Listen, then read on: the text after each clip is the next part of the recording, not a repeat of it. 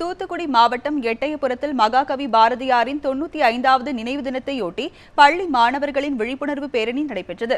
எட்டயபுரத்தில் உள்ள பாரதியார் மணி மண்டபத்தில் உள்ள அவரது முழு உருவ சிலைக்கு கோவில்பட்டி கோட்டாட்சியர் கண்ணபிரான் மற்றும் எழுத்தாளர்கள், இலக்கியவாதிகள், அரசு அதிகாரிகள் உள்ளிட்டோர் மாலை அணிவித்து மரியாதை செலுத்தினர்.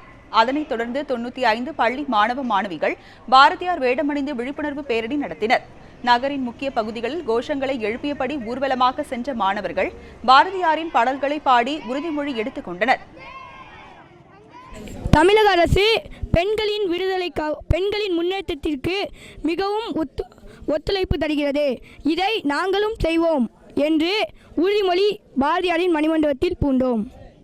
பகுதிகளிலும் பாண்டிச்சேரியின் பல பகுதிகளிலும் பழைய செப்டம்பர் 11 அவர் நினைவு தினத்தை கொண்டாடி கொண்டிருக்கிறார்கள்.